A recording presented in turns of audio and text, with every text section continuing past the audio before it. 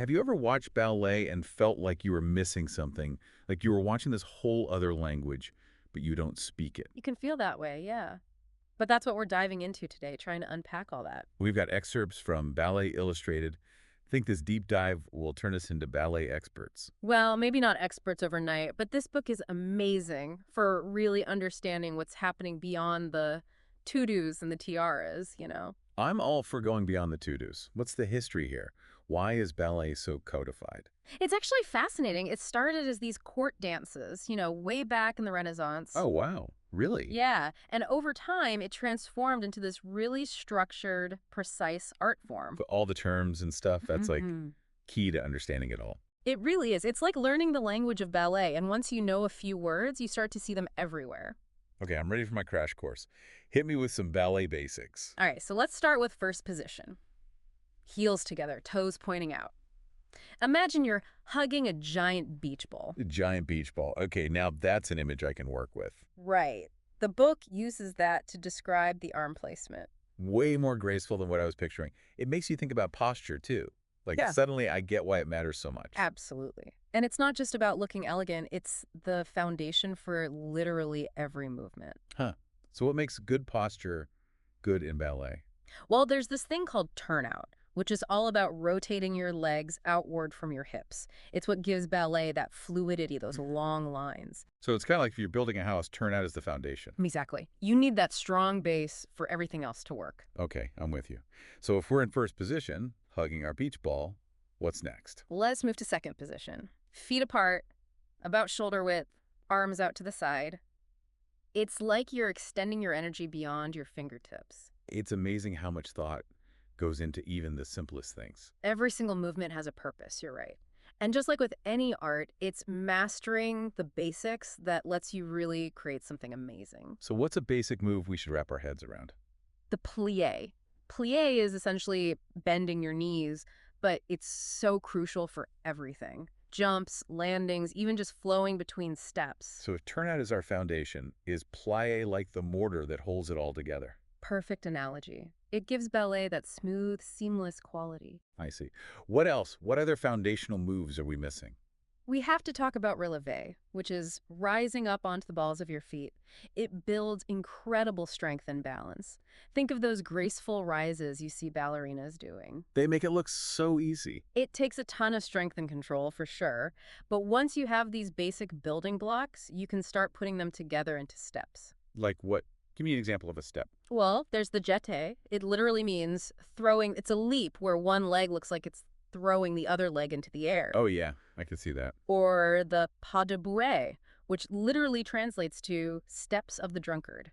Wait, what? It's a quick three-step movement, often used to connect other steps or to bring a light, playful feel. That's hilarious. I'm going to be looking out for the drunkard steps now. What about that step where it's like one foot is chasing the other? That's the chassé. Smooth and quick, it's often used to cover ground gracefully across the stage. Like a chase. It's amazing how each step has a personality, a purpose. Exactly. Okay, so we've got our foundation, our mortar, and now we're starting to build our vocabulary.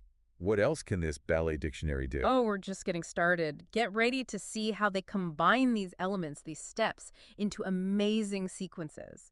Just wait until we talk about how they combine plié, tendu, which is extending your leg, jeté, pas de bourrée, and chassé. We're back, diving deeper into this ballet thing, and I have to say, the more I learn, the more I realize I didn't know. Right. It's amazing how much goes into it. Last time we were talking about combining all these basic elements. Yeah, like those sequences, they're incredible. How do dancers even wrap their heads around all of that? Well, it's interesting. Ballet Illustrated talks about the importance of visualization. Visualization, like picturing it in your mind. Exactly. It's like choreographing a dance in your head before you even move. Oh, that makes sense. Uh, You wouldn't try to play a whole piano concerto without practicing it mentally first. Right. It's the same concept. Dancers use visualization to map out the whole thing, the transitions, the rhythm, even the feeling of each movement. So are you saying they're creating a whole movie in their minds, complete with soundtrack? In a way, yes. It's about embodying the choreography on multiple levels, not just the steps. Wow, okay, so as someone who's watching ballet, how can I use that idea? Next time, try focusing on one dancer during a complex sequence. Don't just watch the whole stage. See how they move between the steps, how it all flows with the music. It's amazing. I'm going to try that. It's like I need to retrain my eye to catch those details. It's a different way of seeing, for sure, but it adds a whole new level of appreciation for what the dancers are doing. Speaking of what they're doing, some of those steps and combinations are so intricate. How do they even begin to learn them? The book really emphasizes that everyone starts with the basics, even the best dancers in the world. It's all about taking it one step at a time. No skipping ahead to the fancy stuff. Nope. Find the hardest part, isolate it, and work on it until it's comfortable, then move on. Kind of like mastering the small things leads to big results. Exactly. And as you piece together these individual elements, it becomes more than steps. You're telling a story with your body. And that takes us to the artistry, right? The part that goes beyond technique. Ballet Illustrated makes a great point about that. It says that while technique is essential, it's artistry that truly makes a performance captivating. So you have to make the audience feel something. It's not just about hitting your marks perfectly. Exactly. It's the difference between someone playing all the right notes and someone making music that moves you. So how do they do that? How do they convey emotion through dance? Well, it's not just facial expressions, though that's part of it. The book talks about how every movement can express emotion, the angle of your head, the way you hold your arms. Your whole body is an instrument. That's amazing. It's like your whole body is speaking even when your mouth is closed. That's a great way to put it. And ballet takes that idea to the extreme. It has its own kind of language, its own grammar of movement. Now I'm even more curious about all those little nuances. Like I read that they use something called mime in ballet. What is that all about? Mime is so cool. It's like this stylized form of acting without words. So like specific movements that mean specific things. Yes, it can convey plot points, emotions, all without a single word spoken. So they're really using their bodies to tell the entire story. Exactly. It's another layer to this already complex art form. A gesture can mean love or fear or anger. Amazing, right? It really is. We express so much without realizing it, even in our everyday lives. Absolutely. And ballet magnifies all of that. It's like suddenly you can understand this hidden language you never knew existed. This has been eye-opening, for sure. We've talked about the steps, the artistry, the way it all comes together. But I'm curious to hear more about the dancers themselves, the people behind the movements. Back again, we're really getting into the nitty-gritty of the ballet world today.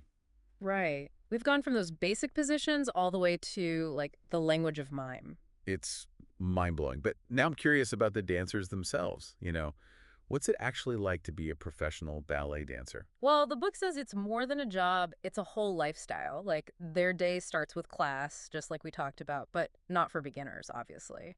So even the pros are constantly training. Totally. They're always maintaining and improving their technique. Makes sense. Like any athlete, I guess. But all that work on your body, it's got to be tough, right? Oh, for sure. Injuries are a real concern. That's why Ballet Illustrated talks a lot about cross-training. Cross-training, like doing other types of workouts. Exactly. Things like Pilates, yoga, swimming, even cycling. It helps prevent injuries and builds overall strength. Oh, yeah. I can see how having a strong core from Pilates would help with those extensions and stuff. Exactly. It's about building a really strong, resilient body that can handle those demands. What about the mental side of things? Right. Ballet is so competitive, there's got to be a lot of pressure. The book really emphasizes community, like having a support system of other dancers, teachers, family, everyone. So it takes a village, even in this really individual art form. Totally. Plus, lots of dancers use things like meditation and journaling to handle the pressure. That makes sense. Taking care of your mental health is so important. Absolutely. And, the book is great at explaining the technique and everything. It really is. But there's just something about ballet that goes beyond that, that magic that you were talking about earlier. What is it about ballet that's so captivating, do you think? That's a great question. I mean, for me, it's the combination of, like, the athleticism and the grace. The way they can tell a story without any words. It's incredible. It's like watching human emotion transformed into something beautiful and powerful. Perfectly said. And that's our deep dive into the world of ballet. I feel like we could keep going, honestly. There's so much to learn. Right. But hopefully this gave everyone a good starting point. Definitely.